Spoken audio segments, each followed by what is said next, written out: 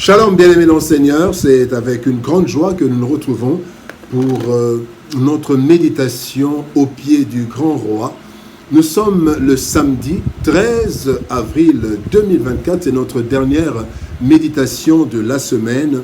Et pour cette méditation, nous allons lire dans 1 Corinthiens chapitre 10, verset 31, dans deux versions. Dans la version Louis II, il est écrit « Soit donc que vous mangiez, soit que vous buviez, soit que vous fassiez quelque autre chose, faites tout pour la gloire de Dieu. » Et dans Parole de vie 2017, il est dit « Donc, quand vous mangez, quand vous buvez, ou quand vous faites autre chose, agissez en tout pour la gloire de Dieu. » Tout pour sa gloire.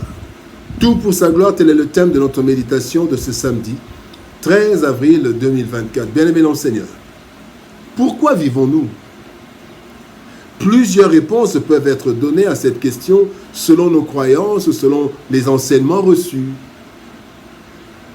Nous nous réveillons, nous dormons et nous avons des projets, nous les réalisons ou pas, mais un jour notre vie s'arrête et nous quittons ce monde, que nous laissons avec ou sans trace. Salomon, après avoir fait tout ce dont il avait envie, conclut en déclarant que tout n'était que vanité et poursuite du vent. Le texte de ce jour nous donne une vraie raison de vivre. C'est pour la gloire de Dieu. C'est ce que les chrétiens particulièrement devraient savoir, devraient intérioriser et devraient accomplir. Cela est très important car cette vie sur la terre n'est qu'une sorte d'avant-goût ou une salle d'attente. Le royaume des cieux nous attend et c'est notre façon de vivre sur cette terre qui déterminera notre vie future et éternelle dans l'au-delà. Voici quelques leçons tirées de notre texte du jour.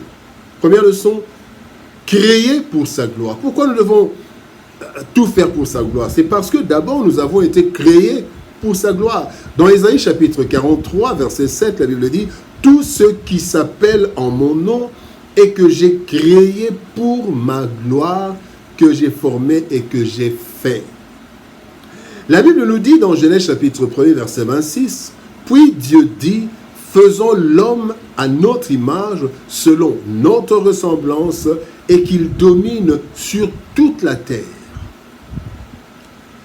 Ici, Dieu ne donne aucune raison par rapport à la création de l'homme. C'est dans sa souveraineté. Et il donne une tâche à l'homme dans Genèse chapitre 2, verset 15. La Bible dit, « L'Éternel Dieu prit l'homme et le plaça dans le jardin d'Éden pour le cultiver et pour le garder. » L'homme a donc été créé sans son propre concours et pour la joie et la gloire de Dieu.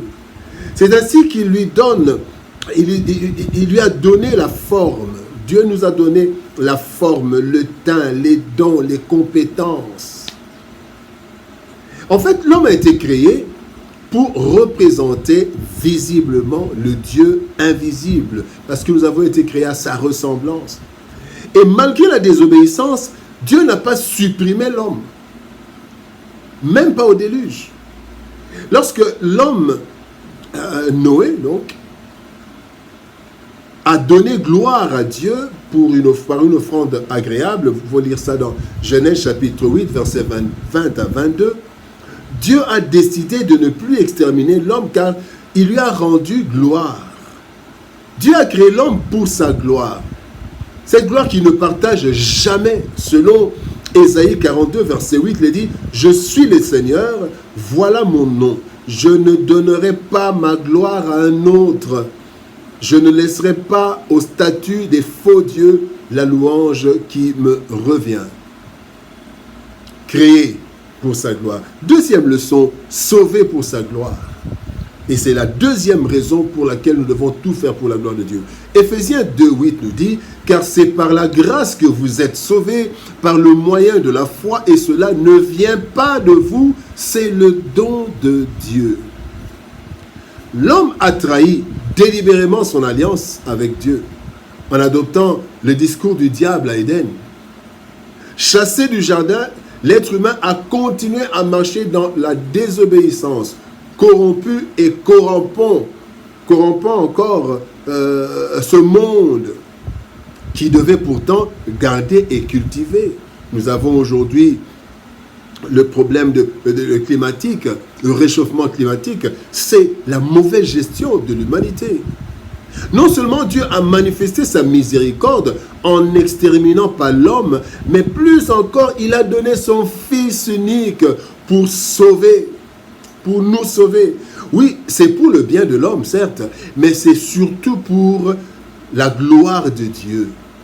Il a sauvé Israël et l'humanité par Jésus pour la gloire de son nom. Le psaume 79, verset 9 nous dit « Secours-nous, Dieu de notre salut, pour la gloire de ton nom.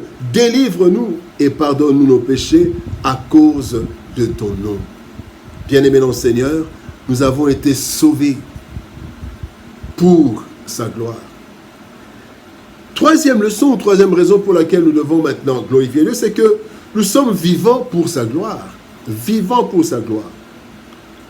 2 Corinthiens chapitre 5 verset 15 nous dit « Il est mort pour tous, ainsi les vivants ne vivent plus pour eux-mêmes, ils vivent pour le Christ qui est mort pour eux et qui pour eux s'est réveillé des morts, de la mort. » Lorsque nous nous rendons compte de tout ce que Dieu a fait et fait encore pour nous, malgré notre faiblesse, parfois même nous n'allons même pas à l'église, nous nous réveillons, nous sortons, nous disons même pas merci à Dieu qui nous a donné le souffle.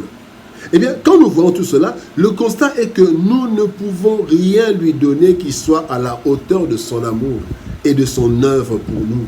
C'est ainsi que le psalmiste déclare dans le psaume 116, verset 12, « Comment rendrai-je à l'Éternel tous ses bienfaits envers moi ?» Même à nos parents, nous ne pourrons jamais rendre à nos parents tout ce qu'ils ont fait pour nous, et à l'Éternel encore plus. Notre vie, bien-aimés, chaque battement de cœur, chaque pas que nous posons, tout cela vient de Dieu. Il mérite l'honneur, la reconnaissance et la gloire.